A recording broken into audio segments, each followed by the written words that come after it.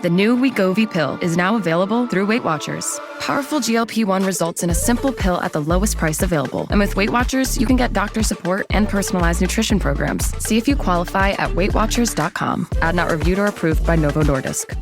The new Wegovy pill is now available through Weight Watchers. Powerful GLP-1 results in a simple pill at the lowest price available. And with Weight Watchers, you can get doctor support and personalized nutrition programs. See if you qualify at WeightWatchers.com. Ad not reviewed or approved by Novo Nordisk.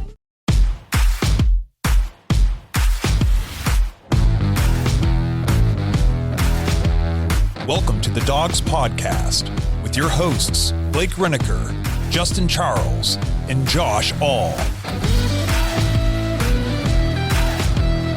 What's up, Browns fans? Welcome back to another episode of the Dogs Podcast. Josh All, your host here, middle of the week. Hope things are rocking and rolling for you guys out there. We're heading right into May. I can't believe spring is here, and as long and drawn out as the process felt, from January all the way to the NFL draft here at the end of April, looking back, I guess time really did just fly, because here we are already. So today, obviously, part 2 of the Browns 2026 draft class breakdown. We've got the first 5 picks. I went through, broke them down, did a long segment on each player on Monday. So go back and check out part 1 if you missed that. Today, we'll be starting with the final 5 picks the Browns made in the draft, which would all be the guys that went on day 3.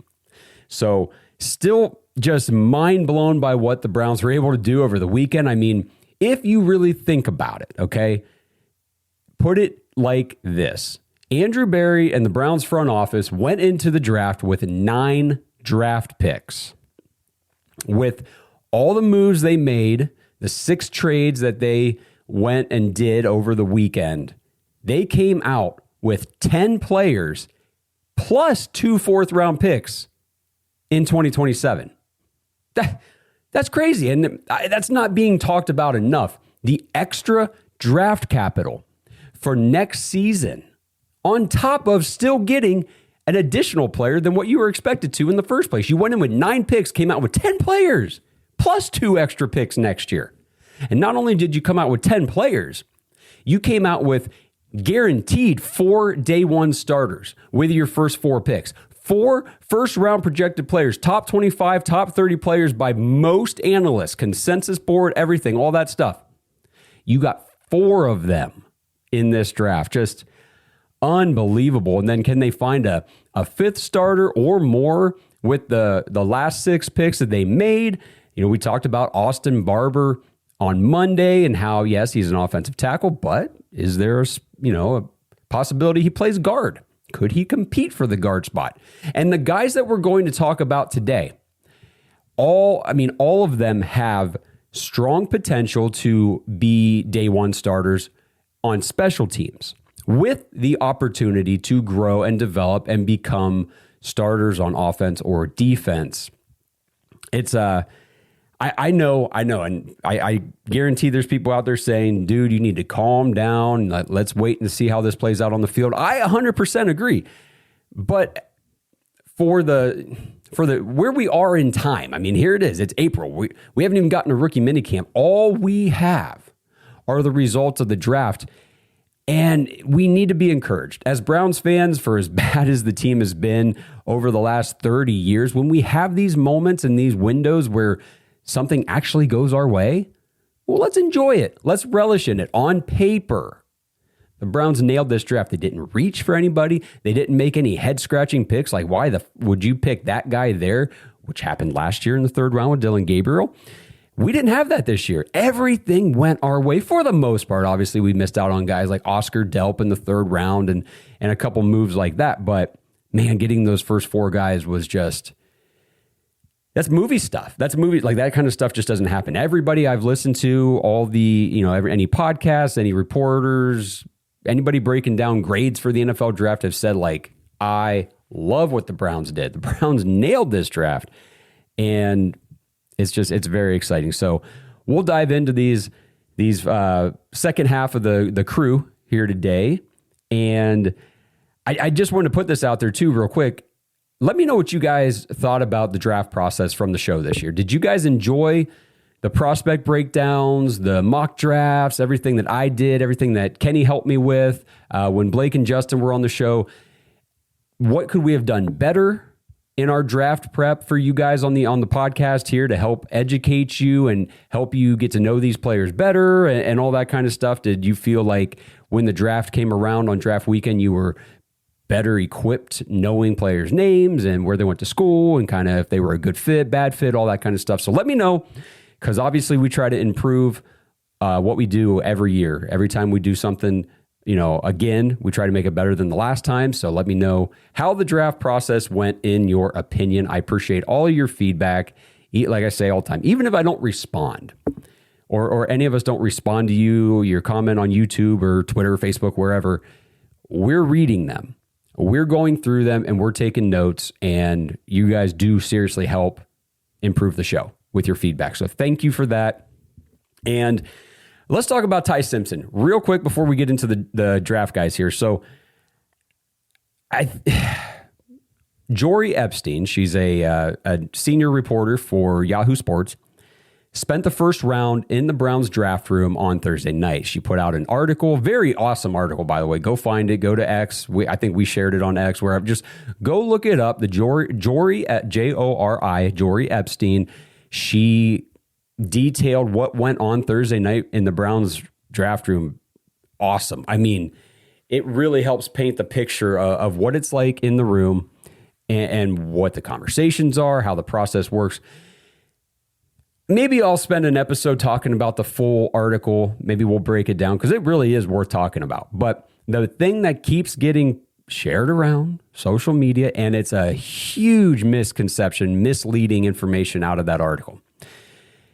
There's one paragraph of an Andrew Berry quote that, if you read that paragraph by itself, does kind of make it feel like the Browns were targeting Ty Simpson in the first round at pick 24. If you read the full article and the full quote, that's the problem with this stuff. You got to read the full quote from Andrew Berry. And he essentially was using Ty Simpson as the benchmark, as the example of why the quarterback position changes as guys come off the board early in the draft. He was basically saying, based on where Ty Simpson went in the draft, that would tell us which quarterbacks on our list were going to be out of our range of value. And the fact that Simpson went off at 13, which Jimmy Haslam did say, Andrew Berry knew that was going to happen at least a week before the draft. So Ty Simpson going off at 13 meant, okay, the next several guys on our quarterback list here, those are guys that are going to go way before where we value them. Like a guy like Carson Beck, I guarantee, as soon as Ty Simpson went off the board at 13, the Browns were like, don't even think about Carson Beck. And of course, he went first pick in the third round. I mean, there's no quarterbacks to take this year, guys. And we're going to talk about one here today because we did take one. And we'll talk about Taylen Green here in a little bit. And then ESPN Cleveland, you got to be careful who you follow, who you listen to. This is why this podcast came to be in the first place. ESPN Cleveland on X, obviously the really big show had a full interview with Andrew Berry yesterday. It was really good. But their social media team, they posted, again, one quote from Andrew Berry on X, shared it along with the video, and put it out there for the world to just go and be misled. And the quote that they shared really did make it sound like, hey, the Browns were targeting Ty Simpson in the first round. And the quote from Andrew Berry was, "We didn't anticipate that Ty Simpson would be available to us at 24. Certainly there was a point, if the board falls a certain way, that he comes into consideration." They shared that around, and Nick Padone from Big Play, and I'm not trying to bash on these guys. I mean, I respect what they do and all that kind of stuff, but he's out there sharing this around like, I told everybody the Browns were in on Ty Simpson. They were going to take him at 24. No, if you actually watch the full clip, and this is what's crazy, is ESPN shares that quote. That's what they type up for the post. But the full video that goes along with the quote totally tells you the truth about what was going on there. Andrew Berry went on to say, and this is the part they intentionally, I don't doubt one bit, they intentionally left this part out. Andrew Berry immediately after that says, but by no way was that meant to be a suggestion that Ty Simpson would have been the focal point at that pick. He was not going to be the pick at 24. He went on to talk about they loved Casey Concepcion. They were sweating bullets, is what Andrew Berry said as that first round went on, because they were really afraid that Concepcion was not going to be available at 24. They really thought there was a chance he was going to be gone. And that's the guy that they wanted. At 24, Andrew Berry, this was in the article, he got texts and phone calls from GMs that were picking after the Browns at 24 in the first round that texted him after they made the pick and said, hey, good pick because he was coming here if you didn't take him, or if he got past you, we were going to move up and get KC. Like, teams wanted KC Concepcion, and the Browns, thank God, were able to get him at 24. So no.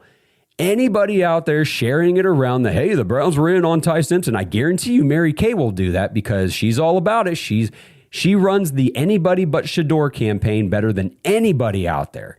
She's telling everybody how Dylan Gabriel should be the quarterback. He's got a chance. Deshaun Watson looks fantastic. Forget it. I'm tired of this crap. No, Ty Simpson was not, and in Andrew Berry's own words, he was not at any point the focal point of pick 24. So screw ESPN Cleveland, screw 92.3 The Fan. That's why you guys listen to this show. It's why you guys follow us, because we're always trying to give it to you straight and break through the muck and the garbage that these other so-called media outlets like to push, because they're all about the clicks and we're just all about making sure you guys have the right information. So appreciate you guys tuning into the show. Let's dive in to these picks for the Browns picks, 6 through 10, it would be in the draft. Before we do, jointhedogs.com. Don't forget, get in there, guys. So many new members over the weekend here in the last week or so. Thank you for joining, getting into the private Discord, hanging out with everybody, getting into the conversation, introducing yourself, and just becoming a part of the community. It's so awesome to see the new faces intermixing with our OG members, people that have been with us for years. It's just the community continues to grow. It's such a great diehard online Browns fan community, and it's just an awesome place to be. So jointhedogs.com, Dog Pack Discord live episodes. We're shooting to try to get one of those in with you guys later this week or maybe over the weekend, depending on some schedules.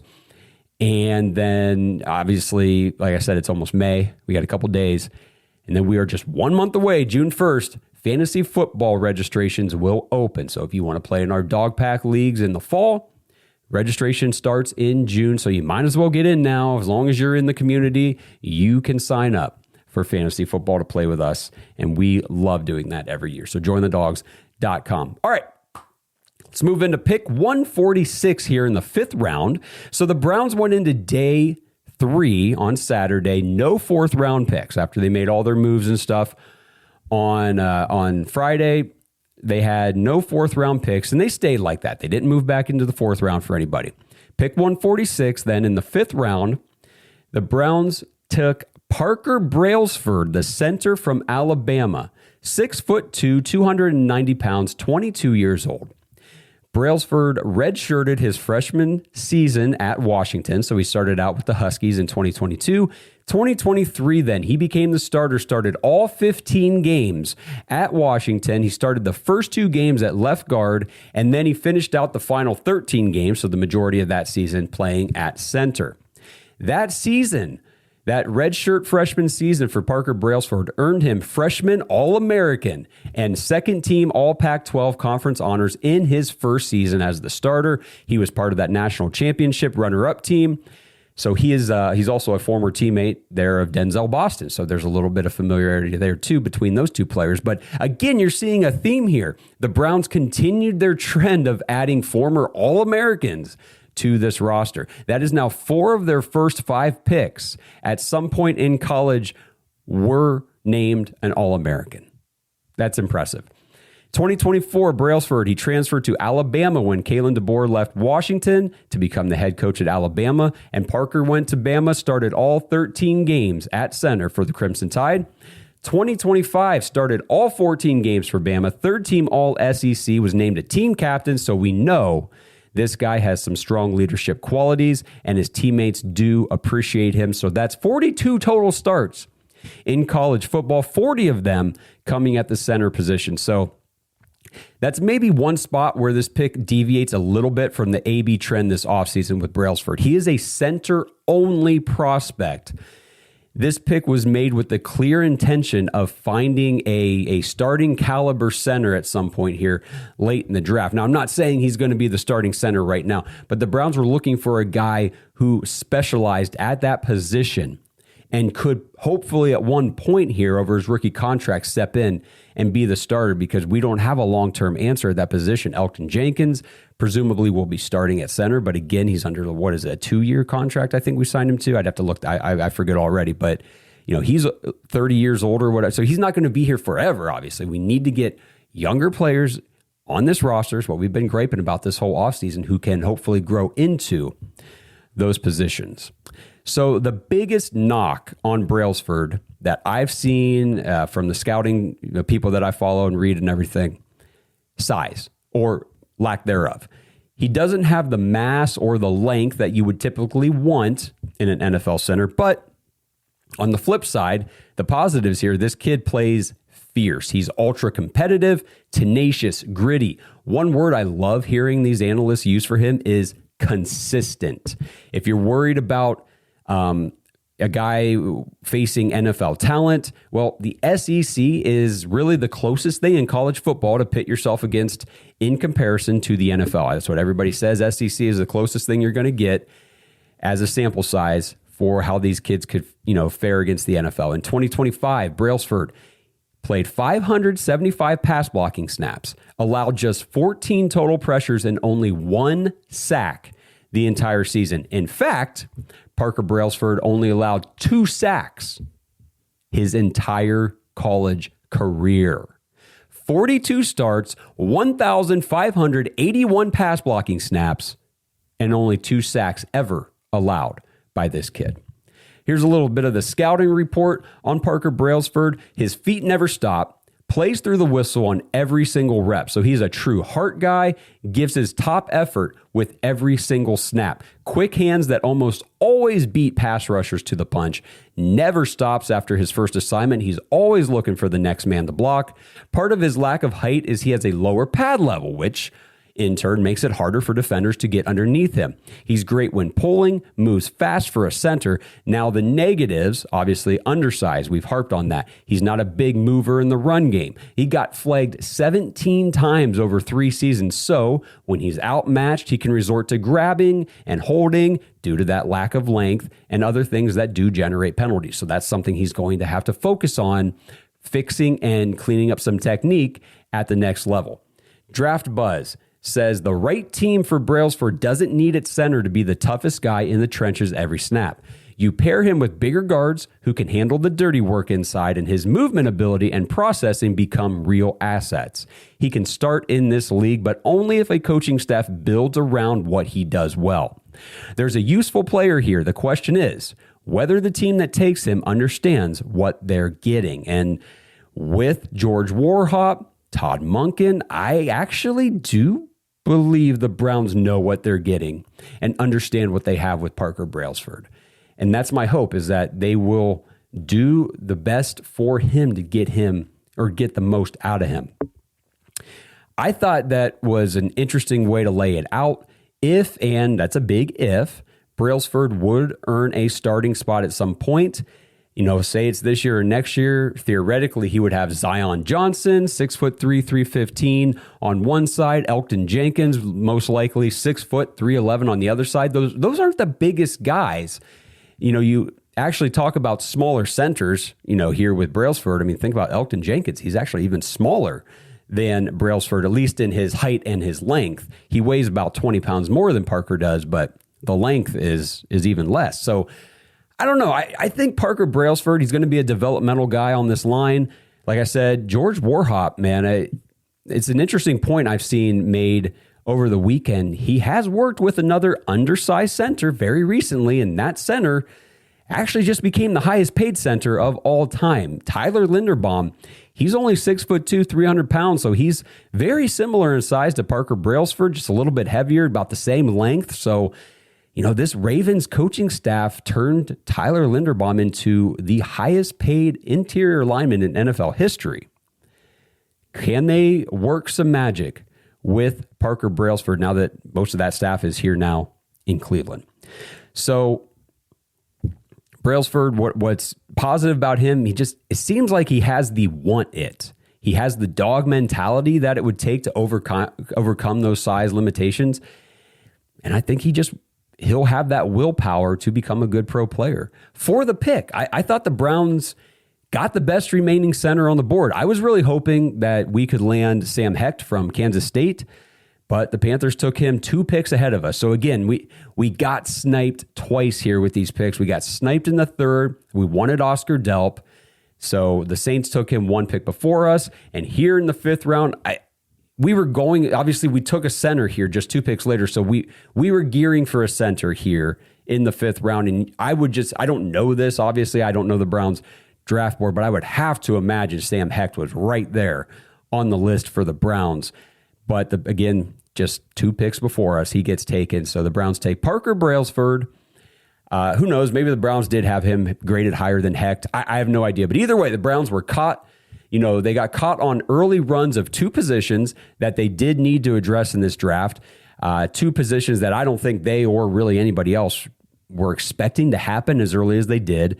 And those positions are center, like we saw here in the 5th round. And then we'll talk about this one here in a few picks, but blocking tight end. And that's what happened with Oscar Delp. So, the Browns did what they could after those early runs on those guys, and they probably missed out on their top prospects at the positions. But I do think that Parker Brailsford has some interesting upside, and I'm very excited to see how the reports come out from training camp this summer with him working with this O-line and George Warhop and this new coaching staff.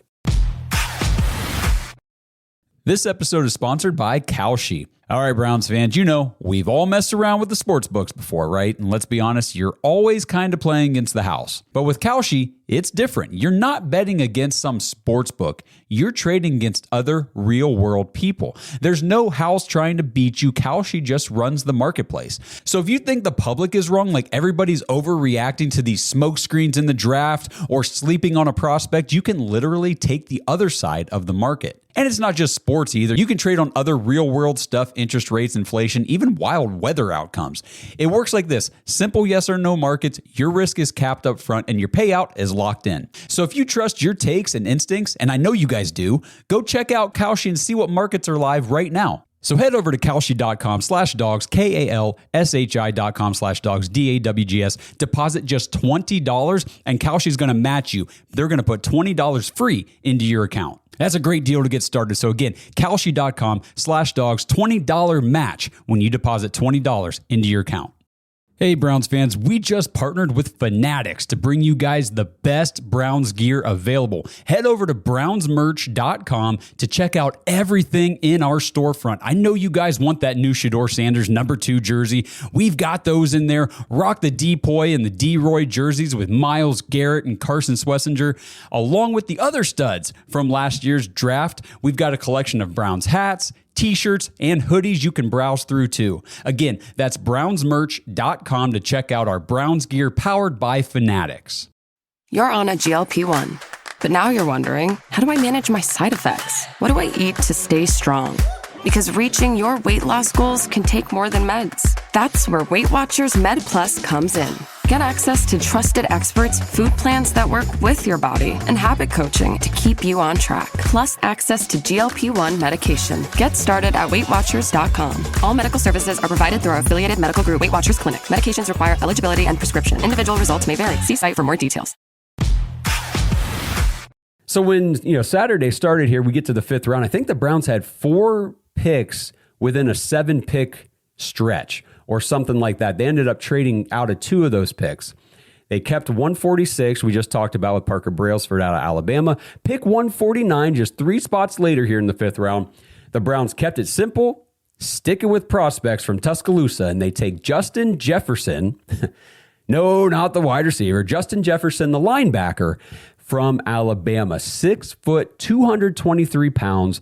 He just turned 23 years old last month, so I believe he is the oldest prospect we drafted out of all 10 players. And he, like I said, just turned 23. So a good, young, youthful draft for Andrew Berry and the Browns. So Justin Jefferson spent his first 2 seasons at Pearl River Community College. So he is a JUCO transfer player. Went to Alabama in 2023. And when he got there, he played in every single game as a reserve in 23. Then he started 3 games for the Crimson Tide in 2024, but he had a much larger role on the defense. He may not have started every game, but he was in on defense every game. Ended up that season 60 tackles, 7 tackle for loss, 2 sacks, 1 pass breakup, 1 forced fumble. He came back then in 2025 and just built on that season before. Started all 15 games for the Tide, so turned into that starting middle linebacker for them. Posted 85 tackles, 7 tackles for loss, 3 sacks, 1 pick, 5 pass breakups, and another forced fumble. Justin Jefferson, very similar in size to what we had with JOK. He's a smaller will linebacker who wins with his speed, quickness, and his football instincts. Very good athlete. He can cover, blitz, spy mobile QBs. He's that kind of player. He will likely play more of a nickel linebacker, with special teams probably being his best focus, at least early on in his career. Great closing speed. Dude rarely misses tackles. He's a great wrap-up tackler. His read and react already at a high level coming into the pros. He does a nice job covering the more athletic tight ends, which that's becoming more and more important here in the modern day NFL. So to me, Justin Jefferson feels like a longer-term option or a longer-term player at the linebacker position for Quincy Williams, who we signed just a month or so ago. Quincy Williams, he's going to be 30 this season. He's on just a 2-year contract. So if Justin Jefferson can continue to develop and play at a high level, he could be the next in line to take over that linebacker spot from Quincy Williams. At least to me, that would be my ideal scenario. He adds serious upside play on special teams. So, like I said, starting out his career, I think we're going to really like Justin Jefferson on punt coverage, kick return coverage. That is a huge addition for the Browns. And I harped on this a lot in the offseason. The mid to late round picks, I wanted starters early on. We got them.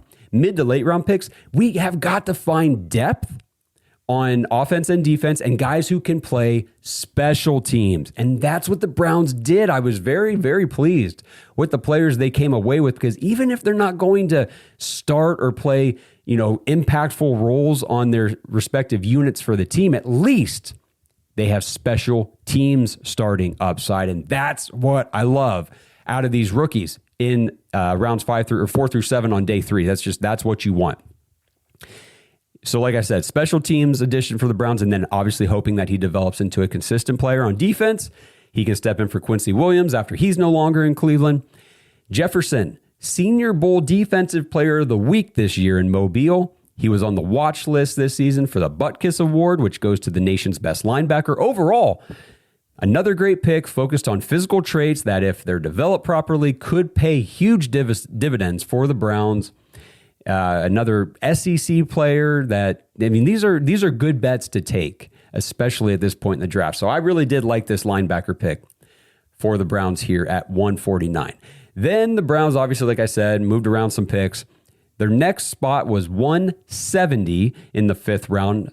They took Joe Royer, the tight end out of Cincinnati. And here's where we can discuss the other position the Browns kind of got caught on the wrong side of when the early run on the position happened, and it was blocking tight end. Andrew Berry, and this was interesting to me. Andrew Berry admitted after the draft that he did not anticipate the early run on blocking tight ends. And honestly, isn't it nice when Andrew Berry just speaks like a human to the rest of us and says, "Yeah, wasn't expecting that early run. That was a an overlook on our part or whatever." Like, okay, thank you, Andrew Berry. Like we appreciate the candor, the honesty here. But like I said, the Browns obviously wanted Oscar Delp at 74. Saints sniped him at 73. So when looking at this tight end position during the draft, I don't know if you guys were really following along with a lot of this. The Jaguars, who, by the way, what's his name? Gladstone, their new GM he was a first-time GM last year, made that really bad trade with the Browns where we got pick 24 this year and they got Travis Hunter. We got Casey Concepcion and Quinshon Judkins and Mason Graham. Oh, baby, did the Jaguars have a bad draft this year. You want to talk about GMs that have bad drafts? It's not Andrew Berry now. Not the last 2 years. Andrew Berry's at the top of the list of doing very well in the draft. The Jaguars draft was terrible. The 49ers are getting just raked over the coals for their draft. The reaches that they made. And here's what the Jaguars did in the second round. They reached huge to get tight end Nate Borkature out of, I think he's out of Texas A&M, right? I don't know. I didn't even really do any research or look up much on Nate Borkature, or however you say it, in the process, because he was one of the further down ranked tight end prospects. He didn't have a lot of production. He's an older prospect. There just wasn't a whole lot to go off of there, and nobody in their right mind thought this guy was going to be a second round pick, but the Jaguars took him in the second. I think it was their first pick in the entire draft. The Rams, they took Max Clare in the second round, even though they already have 4 tight ends on the roster. I don't really know what they're doing with their picks. Ty Simpson, then Max Clare. It's like they don't want guys who are going to play right away. The Texans, they took Marlon Klein out of Michigan in the second round. So these tight ends started coming off the board way sooner than where I guarantee you the Browns had any of them valued. So they probably weren't even worried about it till they got to the third round. Then once Delp went, it was like, oh, crap. We were starting to miss out on tight ends. We saw 4 tight ends go in the third round. Oscar Delp, Sam Roush, Kasmerick out of Ohio State, and Eli Raritan.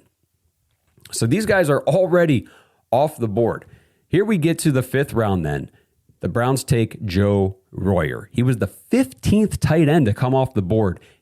And we're only in round 5. That's the crazy part. And that's, honestly, I appreciate the Browns not doing something panicky and stupid like some of these other teams did do in this draft at other positions as well. But thank you, Andrew Berry, for not panicking and reaching for a tight end in the 3rd round, who should never have been taken in the 3rd or the 4th round. He sat here in the 5th round, gets Joe Royer, and let's talk about this kid out of Cincinnati.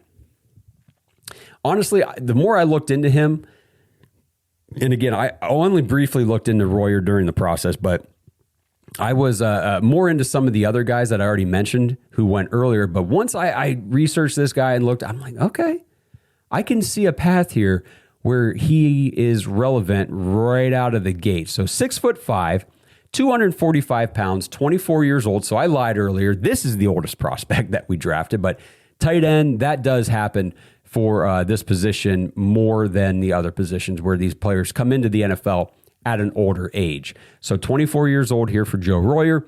He actually started his career at Ohio State. So he has gone from Columbus. Well, actually, he grew up in Cincinnati. So he grew up in Cincinnati, went to Columbus, back to Cincinnati, and now to Cleveland. So we're keeping the Ohio kid right here at home in Ohio, even though technically he's from Kentucky. You know, if you know, you know.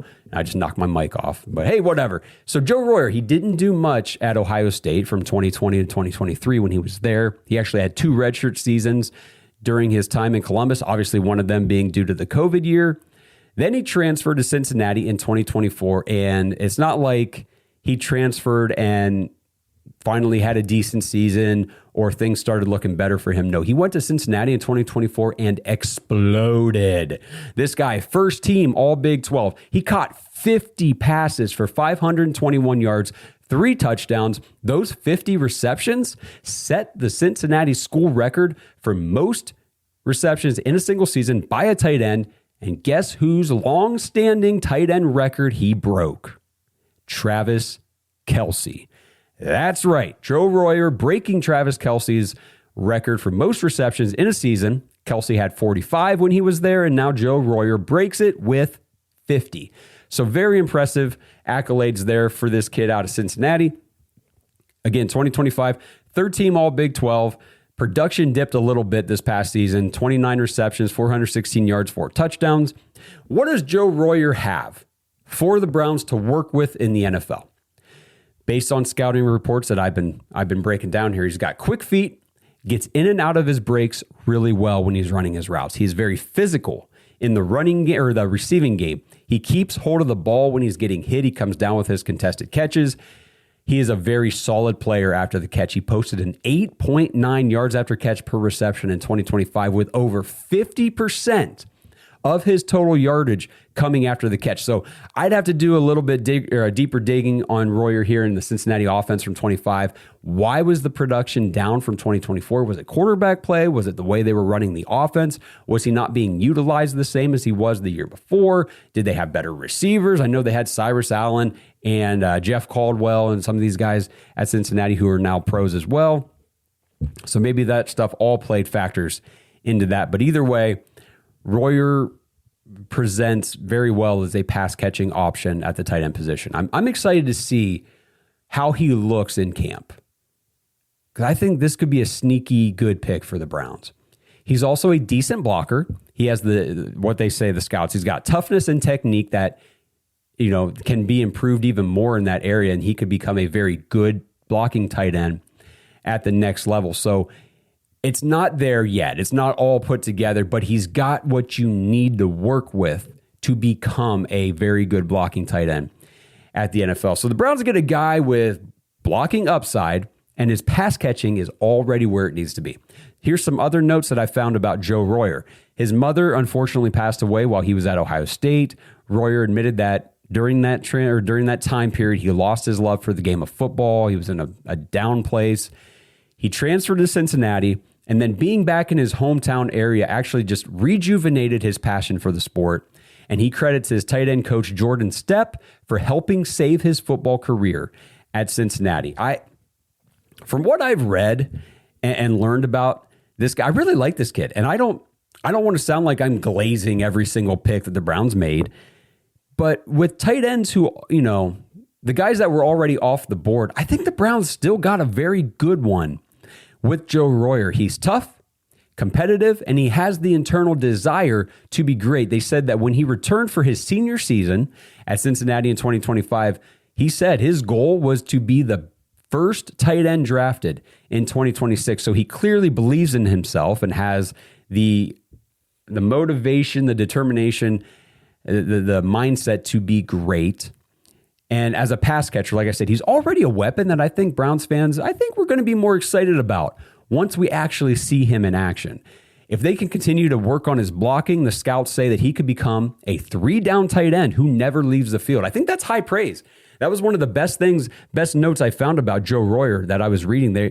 I think that was Draft Buzz says if he can continue to improve on the blocking, this is a guy who's got that potential. He could become a 3-down tight end, never leaves the field, plays full-time for your offense. And that's what we need, because I get it. We've got Harold Fannin, and obviously he's tight end 1 if you want to look at a depth chart that way, but he's not a 3-down tight end, and he's never going to be. I don't think he's ever going to be the inline blocking tight end that you roll out there first, second, and third down all the time, and he's in line. You can split him out a little bit or whatever. No, Harold Fannin is a weapon at that position. He's a move tight end. You play him everywhere, out wide, in the slot, in the backfield. You can run him from inline, put him wherever you want. I mean, he's just that kind of player. And I think to have a guy like Royer who could develop into that 3-down tight end, that's great. That's a great get here at 170. So I think it's very good potential to find in the 5th round. This episode is sponsored by ButcherBox. Browns fans, with all the free agency and draft talk, you know that spring is right around the corner, and there's no better feeling than stepping into that sunshine, ripping off that old cover, and firing up the grill. And ButcherBox has the perfect deal for you to get the best meat onto that grill this spring. Head to butcherbox.com/dogs, DAWGS, right now, and new users will get their choice between free chicken breast for a year or ground beef in every box for the lifetime of their subscription. And if you're just placing a one-time order, make sure you guys use promo code DOGS, DAWGS at checkout to get our podcast discount. With ButcherBox, you get to choose your box and how often it's delivered. With the custom classic box, for example, you get exactly what you and your family need for the warmer weather. Choose from over 80 different products, including meat and seafood. Plus, you can manage your entire subscription online and change your box type, product selections, frequency, or delivery date anytime. Shipping is always free. Deliveries come straight to your door on your schedule, and you can cancel anytime. So what are you guys waiting for? Head over to butcherbox.com/dogs right now. New users, you guys are going to get your choice between free chicken breast for a year or ground beef in every box for the lifetime of your subscription. And again, if you're just placing a one-time order, use promo code DOGS at checkout for our podcast discount. That's butcherbox.com/dogs. All right, 2 players left. Here we are, pick 182 in the 6th round, and here we go. I know this is probably the segment that a lot of you mainly came here for today. So let's talk about him. Taylen Green, quarterback out of Arkansas. Yes, the Browns drafted another quarterback in 2026 after taking 2 last year in 2025.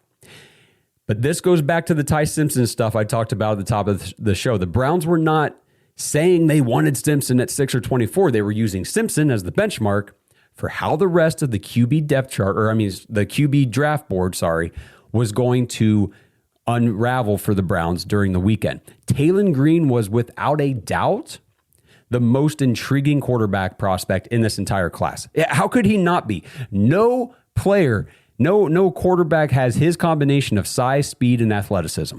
He is an athletic freak. Whenever you hear that term, athletic freak, that's Taylen Green. Fits that mold perfectly. 6'6", 235 pounds. He's 23 years old.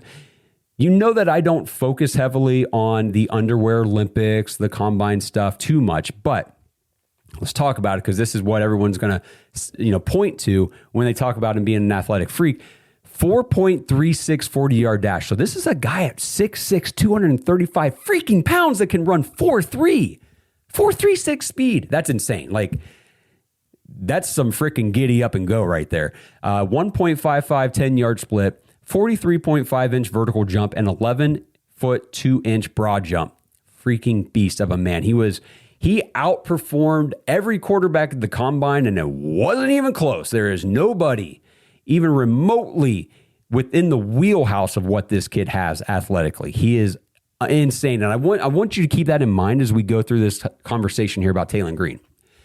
And just remember the athleticism, remember that speed, remember the jumping, the vertical. All those things are going to come into play, but we'll talk about where they're going to come into play, in my opinion, here in a little bit. Lance Zierlein, NFL.com, he does all the prospect breakdowns for them. He had Taylen Green going as a 4th or a 5th round pick, primarily based on those athletic traits. So the Browns get him here in the 6th round. So I think it was great value for the Browns, especially when you had Ty Simpson go at 13 and Carson Beck go pick 1 in the 3rd round, and some of these other quarterbacks went a lot sooner than they were projected. To get Taylen Green, again, the most athletic, most polarizing guy in this draft, you get him outside of his projected draft range. Very good dart throw for the Browns. So let's intermix the good with the bad for Taylen Green. Obviously, massive frame for the position. We were joking about this in the Discord after we took him. You want to talk about the complete opposite of Dillon Gabriel? Here you go. Dillon Gabriel. Gee, I wonder whose pick that was. I don't know. Maybe we'll see a trade to Atlanta here at some point. Anyway, Taylen Green, on the negative, very inconsistent in college. He has this long, unorthodox delivery. Sometimes they say he can baby his throws, try to aim them rather than just put it where the ball needs to be. Another big knock on Green is the interceptions. He puts the ball in harm's way too often. 9 picks in 2023 at Boise State, which is where he started out. Went to Arkansas in 2024 through 9 picks that year. And then he capped it this past season in 2025 with 11 more picks. So that's 29 interceptions in the last 3 seasons. He had 22 turnover-worthy plays in 2025, and he had 64 turnover-worthy plays throughout his entire career. That is a crap ton of bad turnover plays for Taylen Green in college. He never threw over 20 touchdowns in a season. 19 was his high in 2025, and he only got over 3,000 yards in a single season one time. 2024, he had 3,146. And the sacks, guys. Man, I know with running quarterbacks that they can get caught trying to make a play behind the line of scrimmage, but this guy was sacked 27 times in 2025. He was sacked 32 times in 2024. That's 59 sacks in the last 2 years.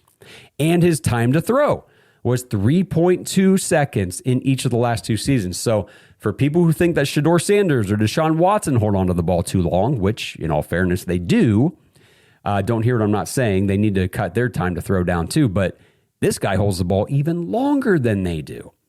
And I know I said I would mix the good with the bad, but I think I'm kind of just on a bad tangent here with Taylen Green as I was putting my notes together. He's not great throwing the ball outside the pocket. He's not great with his post-snap reads. And under pressure, he more often drifts back in the pocket rather than stepping up. And we know how much people harped on Shedeur Sanders for that when he was coming out of college at Colorado. The drifting back, not stepping up. Taylen Green, same situation. Now, on the positive side, Taylen Green, he was the Mountain West Freshman of the Year at Boise State in 2022, racked up 3,756 all-purpose yards at Arkansas in 2024, which was the second highest single season total in school history. He's shown some pretty good deep ball accuracy. I haven't talked a whole lot about the rushing stats, and that's where the infatuation with Taylen Green comes in. He's just uber athlete. The rushing is insane. But that's not going to make it in the NFL. When you're very rarely are you a Lamar Jackson who can come in and be a starting quarterback right out of the beginning of your career based primarily on your rushing ability with a subpar passing ability that needs development. It doesn't happen. Most of the time it's like Justin Fields. You're a great rusher, the passing isn't quite there, and it never gets there. And then you just end up not being a starting quarterback in the NFL. So, like I said, the deep ball accuracy is decent, but again, his highest single season completion percentage in college was 60.2% in 2025. Before that, he was at 59.7% and 56.5% the 2 seasons before that. I'm not trying to dump all over anybody's parade here who's excited about the Browns getting Taylen Green. But as Erica Sinclair would say, this is just the facts. QBs with sub 60% completion rate in college rarely have success in the NFL. Quarterbacks with a sub 60% completion percent in college taken outside of the first round almost never have success in the NFL. And quarterbacks with a sub 60% completion rate taken in the 6th round, forget it. Forget it. You got a 6th round pick with poor completion percent, high turnover rate. Guys, I want to believe in him too. I do. I'm just here to tell you, it ain't going to happen. It ain't going to happen. Now, what does get me hot and bothered about Taylen Green? Okay. Yes. Obviously, it's his athleticism, but like I alluded to earlier, not at the quarterback position. To me, Taylen Green, I see him as the next Terrell Pryor. Convert this young man to the wide receiver position, and let's see what that athleticism can really do. During the process, during the draft season here, teams did ask Green if he would change positions. He stood firm that no, he's a quarterback. He's going to play quarterback. Andrew Berry on Saturday said the Browns are not moving him to wide receiver. He is going to play quarterback. Listen, I love all that. He's not going to play quarterback. I'm just telling you right now. Let's recall what happened with Terrell Pryor. Again, this is my comp for Taylen Green, and it's not a bad thing. To me, this is super positive. For the Browns, Terrell Pryor had a low completion percent at Ohio State, just 60% as a freshman, which was also, come to think of it, my freshman year at Ohio State. So now I feel super old. But Terrell Pryor dropped even lower his second season, down to 56% completion. Finally got it up to a 65% his final season. He had a high turnover rate. He had even lower passing yardage outputs each season than Taylen Green. His passing touchdown numbers were abysmal, except he did finally reach, he had a high of 27 his final season. But before that, he was 12 and 18.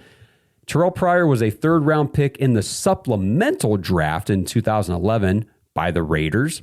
And guys, it didn't work. 56% completion in the NFL. Best season he ever had, the only season he started as a quarterback, 1,700 yards, 9 touchdowns, 12 picks. It just didn't work. But when he converted to wide receiver in 2016 with the Browns, what happened? 77 receptions, 1,007 yards, and 4 touchdowns. Maybe I'm off base here. You guys let me know what you think, but Terrell Pryor, 6'4", 230 pounds, very similar to Green at 6'6", 235. Both electric athletes. I remember Terrell Pryor just looked anti-human when he was running the ball in college.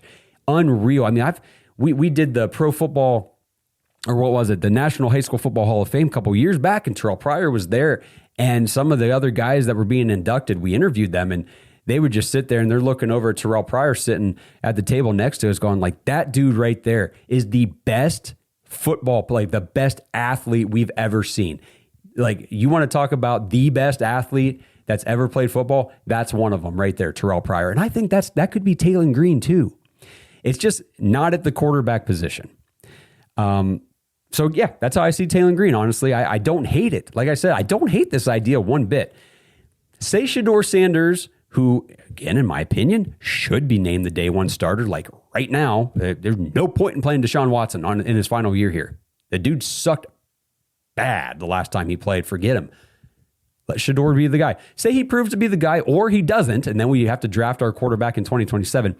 Imagine, all of a sudden now, you have added a 6'6", 235-pound wideout to your skill group on offense. Taylen Green could be a ton of fun for the Browns, and I really like this dart throw on the traits here at the end of the draft for the Browns. Again, maybe I'm completely wrong and he blows everybody away, but I'm seeing people on Twitter posting things about, well, what if Taylen Green comes in and balls out at camp and just, outshines Shedeur Sanders and Deshaun Watson? Again, maybe I'm wrong, guys, but it ain't going to happen. Like, he's not going to be quarterback in the NFL. It's not going to happen. So that's where I stand on it.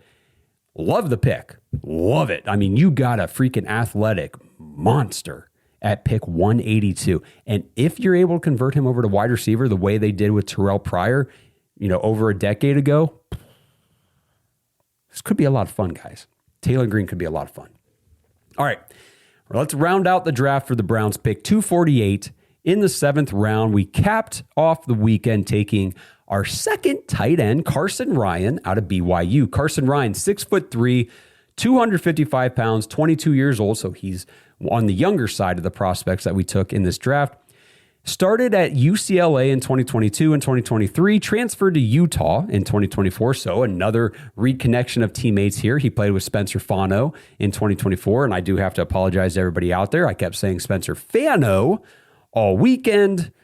Last episode, I've been corrected since. It is Spencer Fano. That's going to take me a few, tries here to get it consistent, but I will start pronouncing his name correctly. But back to Carson Ryan here. Didn't do much to speak of as a receiving option in any of those earlier seasons, but last year in 2025 at BYU, he kind of burst onto the scene. 45 receptions, 620 yards, and 3 touchdowns. He was named a team co-captain, earned honorable mention All Big 12. I didn't know much about this guy at all. His draft profile starts off just praising his strength, his aggression. They highlight his blocking abilities, especially against linebackers and defensive backs at the second level. They also highlight his ability on special teams, which is obviously a huge area the Browns needed to improve upon this season. So to me, when I'm reading the stuff about Carson Ryan, he sounds very much like the inverse here of Joe Royer. Royer is a more polished pass catcher and a better route runner, but he's a good enough with the blocking, but he needs to improve in that area, whereas Ryan seems to be the more polished and proven blocker, good enough as a pass catcher, but needs to improve upon it. At 6'3", he doesn't have the arm length, the catch radius that Royer does at 6'5". Carson Ryan, his dad Chaz, was a coach at Snow College. I mean, there's just not a ton out there on this kid. Most scouts had him going undrafted, being a high priority UDFA, which is probably why the Browns felt compelled to make sure that they got him before the draft ended, especially after missing out on the run on the top blocking tight ends earlier in the draft. They just add another option to that room. But, this is another guy, multi-sport athlete in high school. And honestly, it's kind of a good spot here. Real quick, take a time out, do a PSA to all the parents and the youth out there that watch and listen to the show. Play multiple sports in high school. Don't get bogged down in just one sport. Parents, don't force your kids into one sport year round, and don't let them force themselves into one sport year round. There is so much that you can learn from each sport you play that will enhance your abilities in the other sports that you play. I went to school with a guy who only played baseball. And he was very good at baseball, but it's the only thing he did.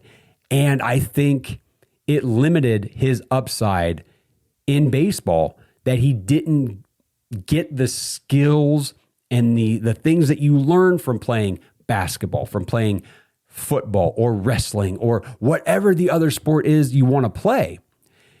And again, like I said, he was a phenomenal baseball player, but I think that he could have been even better. There could have been more opportunities for him after high school than what he had if he just played some other sports, gotten some other exposure. And you just kind of see it. And mentally, it takes a toll on kids when they're so hyper focused on one sport. It really, mentally, it doesn't do good things for the kids. So that's kind of my soapbox. I'll get off my soapbox here about playing multiple sports, but I rarely read bios here for any draft picks in any year for these NFL players. I break these guys down, the draft picks and everything every year. I never find anybody who gets drafted, plays NFL football, that didn't have multiple sports listed in their bio for high school. So anyway, the best, back to Carson Ryan, the best write-up that I found about Carson Ryan talked about his overall makeup, mentality, physicality, all that stuff, being the perfect fit for the tight end position in the NFL. And they said, I love this, I'm going to quote this exactly. It says, he is expressive without being over the top. He is competitive without being closed off. And he's someone who looks very comfortable in a locker room, and he's eager to be part of a group. He's authentic, competitive, high energy, loves the game of football. Hopefully he balls out over the summer and locks in a roster spot. Everything that I was able to find on him said he will quickly become a team's fan favorite. Like, he'll be a guy, maybe he's not the guy that's out there every play, every snap making plays and stuff. But as a player on the team, he'll be a guy fans really gravitate toward. And they're like, hey, I like that Carson Ryan kid. Obviously, like I said with Joe Royer, we have Harold Fannin. But after that, the tight end depth chart is wide open for the taking, which is why we really needed to address it. And it's kind of a bummer that we missed out on the top guys in the draft. But again, I feel like Joe Royer was a decent pick. This was a good option here at the end of the draft. So we just signed Jack Stoll.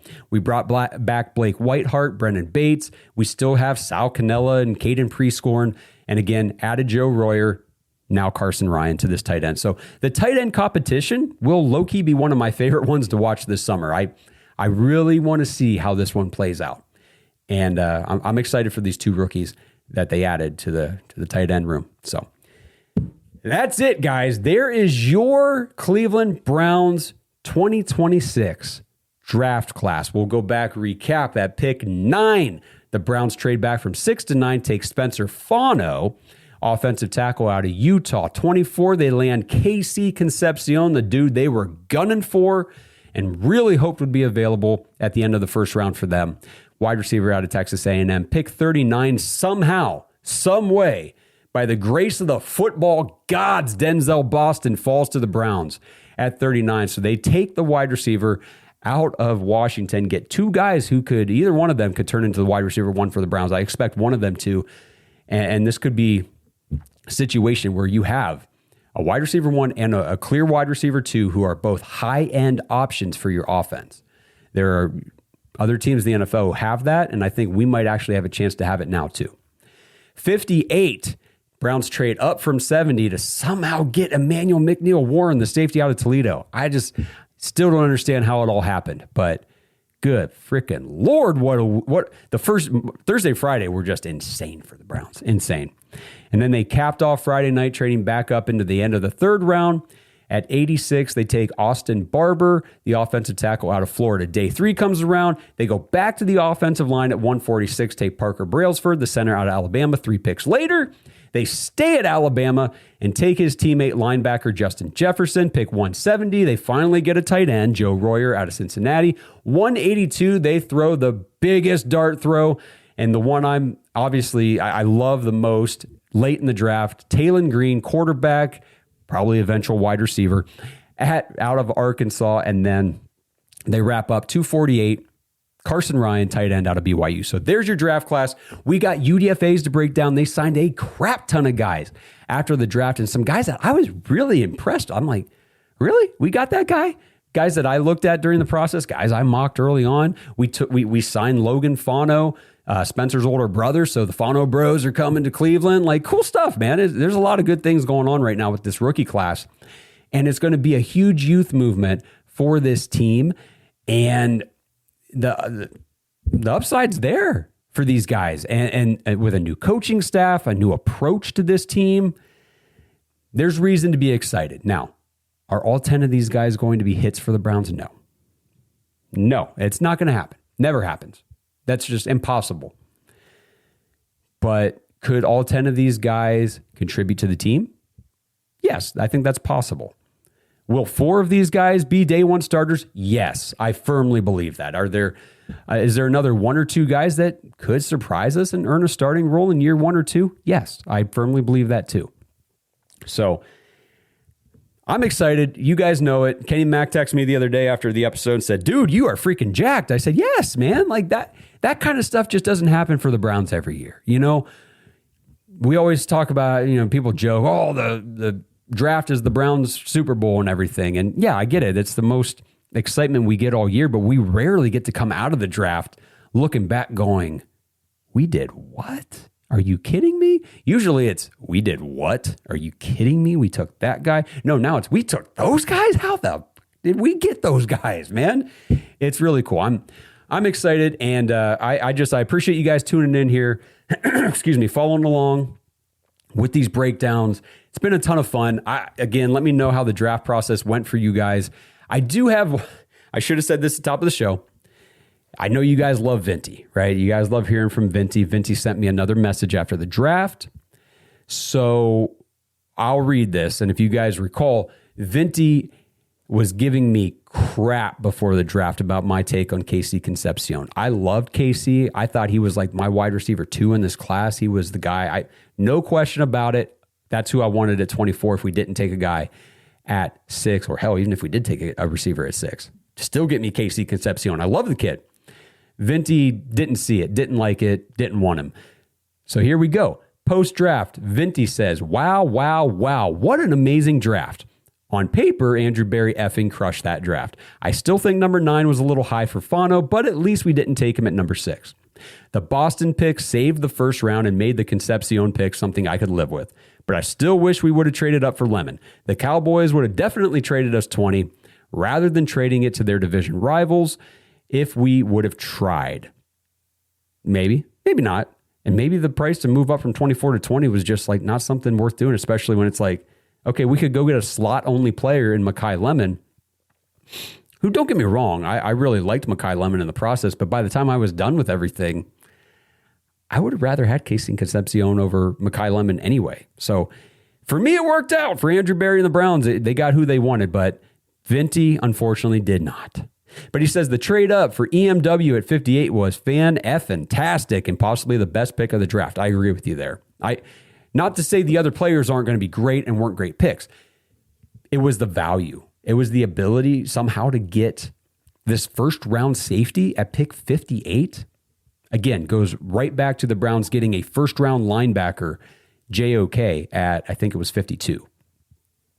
Crazy how this stuff happens sometimes, but I love it.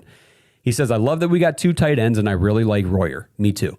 That was a huge pick, and I think really good value at the time. I like the dart throw on Green. Was impressed Berry was able to also pick up 2 picks. Next year, Berry was able to get himself some job security this weekend. Vinty, exactly everything I just talked about in this episode. Love the dart throw on Taylen Green late. Love, and again, we're not talking about it enough, that Andrew Berry went in with 9 picks. That was his capital to work with. He had 9 picks and was able to come out with 10 players, 2 extra picks next year, and didn't give up any capital from next year to move around this draft. It was, I never would have imagined that would be possible, but he pulled it off. He says the Browns press corps was so annoying on Saturday. Almost all of their questions for Berry and Monken were about Green, a 3rd or 4th string developmental quarterback. A few questions on Green, okay, sure. But they were treating him like a first-round pick. Like I said, I like the Green pick, but I don't understand why that seemed to be the only pick the press pool was interested in. Overall, that was a great weekend and a beautifully executed draft. I couldn't agree with you anymore on that, Vinty. And yeah, the press, it's anybody but Shador, guys. And the Cleveland media love a quarterback story, because that's all we ever get here in Cleveland, our quarterback stories. It's why, Mary Kay Cab is still trying to sell clicks on Dylan Gabriel. Nobody cares about Dylan Gabriel, MKC. It's done. It's over. We saw him play last year. We didn't even think it was going to work then. He's 5'9" or whatever. Come on. Forget the Dylan Gabriel stuff. Quit trying to push it down our throats. It's not happening. And neither is Taylen Green. But that's why they ask all the questions about it, because they want the sound bites. They want the clips. They know it gets clicks better than, well, talk to us about this 7th round tight end you took. No one cares. They want to talk about Taylen Green. So that's why they do what they do. But I guess that pretty much wraps it up for today. Again, I got a ton of messages from you guys, a ton of voicemails. I didn't have time to do it here today. This episode, I knew this stuff was going to go long because I really wanted to dive in deeper to these players and give you a better scope, better understanding, and overview of each one of the new rookies that will be on your Cleveland Browns in 2026. So appreciate you guys tuning in. We'll hit voicemails, messages probably on the next episode. There should be a Dog Pack Discord live coming sometime later this week or weekend.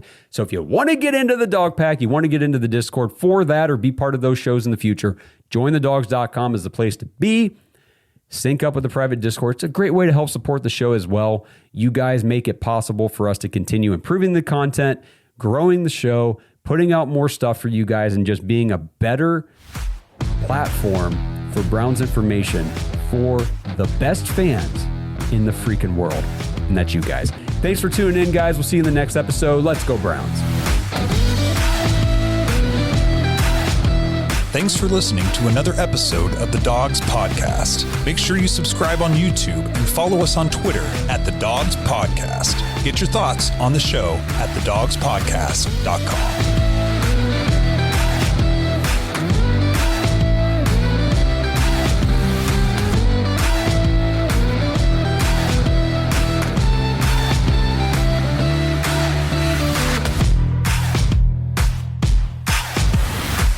This episode is sponsored by ISSA. Browns fans, if you're into health and fitness, have you ever wondered how you could maybe turn those hobbies and your passion into an actual career? If that sounds interesting to you, then ISSA has the opportunity you've been looking for.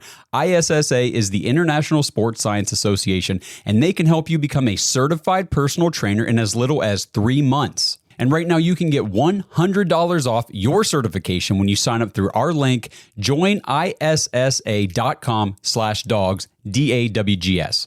Now, certifications are 100% online, self-study, and self-paced. You can study anywhere from your phone, tablet, or computer. And the final exam is open note, open book, aka piece of cake. Except you fitness nuts probably don't eat a ton of cake, so let's just call it a piece of delicious protein bar. And ISSA has the #1 job guarantee in the industry. If you get certified and sign up to be a certified trainer with ISSA, you have a job guarantee or your money back. ISSA has over 10,000 gym partners that have over 73,000 open jobs for trainers right now. And you don't need a 4-year degree or a 2-year degree. You just need your certification to qualify for these jobs. So what are you waiting for? With certification this simple, there's no excuse not to pursue your passion and become a certified personal trainer today. Get $100 off your certification at joinissa.com/dogs. You've wanted to make a change long enough. Now it's time to do something about it. That's joinissa.com/dogs for $100 off your personal trainer certification. You're on a GLP-1. Your appetite is changing, your cravings quiet down, and food noise is finally fading. But now you're wondering, how do I manage my side effects? What do I eat to stay strong? How do I break through a plateau? Because reaching your weight loss goals can take more than meds. That's where Weight Watchers Med Plus comes in. The support designed to help you navigate what comes next. With trusted experts who guide you, food plans that work with your body, support to help manage side effects, plus access to GLP-1 medication. Weight Watchers Med Plus is designed to help you lose more weight. Watch it work. Get started today at WeightWatchers.com. All medical services are provided through our affiliated medical group, Weight Watchers Clinic. Medications require eligibility and prescription. Individual results may vary. See site for more details.